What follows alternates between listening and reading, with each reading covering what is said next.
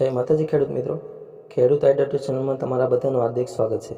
તો મિત્રો, આ ખેડૂત પોર્ટલ ઉપર છે 148 ઘટકોમાં છે તો કે અરજીના ફોર્મ ભરવાના ચાલુ થઈ ગયા છે। તો આપણે આ વિડીયોમાં જોવાના છીએ કે જે તે ઘટકમાં છે તો કે સહાય કેટલી મળવાપાત્ર થશે, જરૂરી ડોક્યુમેન્ટ ક્યાં ક્યાં જોશે અને અરજી ક્યાં કરવી વગેરે માહિતી આપણે આ વિડીયોમાં જોવાના છીએ। અને આજે આપણે આ વિડીયોમાં ઓટોમેટિક વળણી, પ્લાવ અને પાવર ટીલર યોજના વિશે છે તો કે વાત કરવાના છીએ। તો વિડીયો છેલ્લે સુધી જરૂરથી જોજો। અને જો તમે અમારી ચેનલ ઉપર પહેલી વાર આવ્યા હોય તો ચેનલને સબસ્ક્રાઈબ કરી દેજો। તો ચાલો હવે આપણે આગળ વિડીયોની શરૂઆત કરીએ। તો સૌથી પહેલાં આપણે ઓટોમેટિક વળણી સબસિડી વિશે જાણીએ। તો ટ્રેક્ટરથી ચાલતી ઓટોમેટિક વળણી જે આવે છે તેના વિશે છે તો કે આપણે સહાયની વાત કરીએ તો લાભાર્થીઓ તેમની પસંદગી અનુસાર છે તો કે ₹13,600થી લઈ અને 75,000ની છે તો કે સહાય આપવામાં આવે છે। એટલે કે તમે જેવા પ્રકારની વળણીની ખરીદી કરો તે પ્રમાણે છે તો કે તમે સહાય આપવામાં આવશે। જો તમારા વળણીની કિંમત વધારે છે તો તે પ્રમાણે તમને સહાય આપવામાં આવશે અને વળણીની કિંમત જો સામાન્ય હશે તો તે પ્રમાણે છે તો કે તમને સહાય આપવામાં આવશે।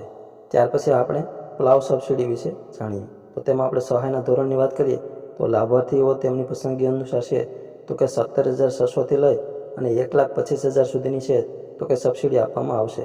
એટલે કે જેવું તમારે પ્લાવ હશે તે પ્રમાણે છે તમને સબસિડી આપવામાં આવશે। હેવી રેન્જવાળો હશે તો તમને એ પ્રમાણે સબસિડી આપવામાં આવશે અને જો સામાન્ય પ્લાવ હશે તો તમને છે તો કે એ પ્રમાણે સબસિડી આપવામાં આવશે। ત્યાર પછી આપણે પાવર ટીલર સબસિડી વિશે જાણીએ। તો તેમાં આપણે મળવાપાત્ર સહાયની વાત કરીએ તો લાભાર્થી એ છે તો કે તેમની પસંદગી અનુસાર ₹50,600થી લઈ અને 1,20,000 સુધીની છે તો કે સહાય છે તો કે તમને આપવામાં આવશે।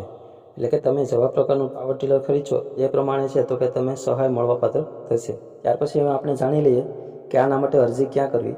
તો અરજી છે તો કે તમારે આ ખેડૂત પોર્ટલ ઉપર ઓનલાઈન કરવાની રહેશે। તમે તમારી જાતે અથવા તો તમારા ગામના જે VCEO ઓપરેટર હોય તેની પાસે છે તો કે તમે ફોર્મ ભરાવી શકો છો। ફોર્મ ભરવાની છેલ્લી તારીખની વાત કરીએ તો 26 એપ્રિલ 2026 છે તો કે છેલ્લી તારીખ રહેશે।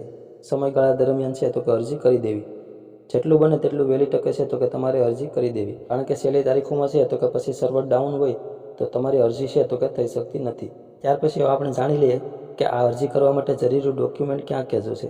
તો તેમાં 7, 12 અને 8ની નકલ, આધાર કાર્ડ, બેંક પાસબુક અને જે તમારા આધાર કાર્ડ સાથે મોબાઈલ નંબર લિંક હોય તે મોબાઈલ નંબર, આટલા ડોક્યુમેન્ટ જો તમારી પાસે હશે તો તમે છે તો કે આ ઘટકોમાં સરળતાથી છે તો કે અરજી કરી શકશો।